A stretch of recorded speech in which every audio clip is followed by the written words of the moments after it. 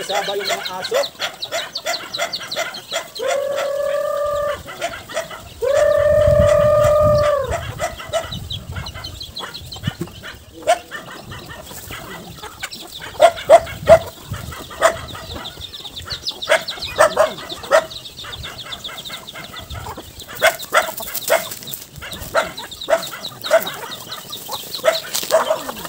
Yan yung ating mga alagang native chicken, atin ang pinakain. Yung kanyang mga sisiw. At yung ating ginawang payag sa ating manok guys, natapos na din natin sa paggawa. Para mabilis silang lumaki. Ito yung sisiw natin. Mayroon pa din sa kanilang ibang inahin, sumama. Tingin tayo sa ating ginawa nga payag sa ating mga manok. Guys, yung ating mga kulungan natapos na din natin sa paggawa. Yan, ready na ito para sa ating mga inilagay ng mga manok. Ito po yun, malaki yung dito, malaki yung area para dami silang mailagay natin dito. Ito po na yung tatlong kwarto yung ating ginagawa. Dami mailagay natin. Mapasok natin yung ating ibang mga native chicken dito. Pag makabili tayo ng mga iba pa, doon na ito ilagay muna para palakihin. Patuloy pa rin silang naghukay sa ating balon. Araw nga, Sabado ngayon at bukas, hindi sila magpunta dito. Kasi Sunday bukas guys. Mag-relax muna sila.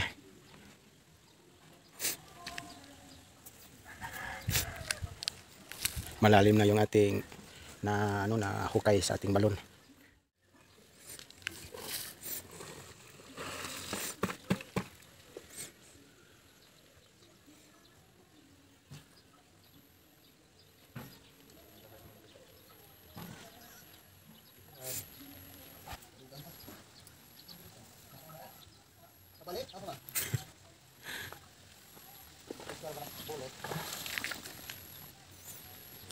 Guys, malalim na yung ating balon.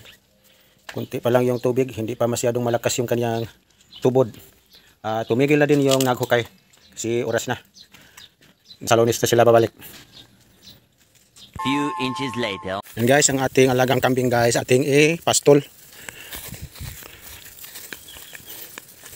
Ito natin sila ipastol sa gilid sa may sapa para marami silang makakain. Marami ditong pagkain. Yan, dito natin sila ipastol para mabusog sila.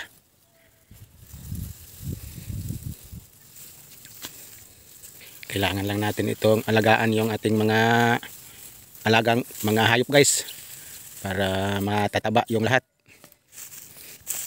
Yung ating mga kalabaw nandito din sa gilid sa may sapa natin ipastol. Yan po yung ating mga alaga nandito sa malapit lang sa may sapa.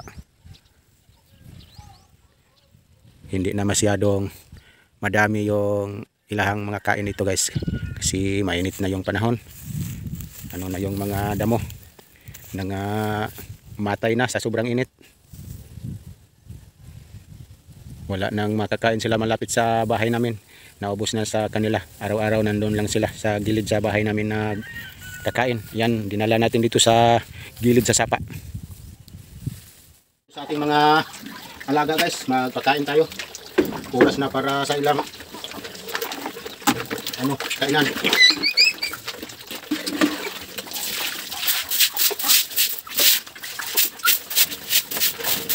Yan natin gagawin araw-araw dito sa ating mga alaga.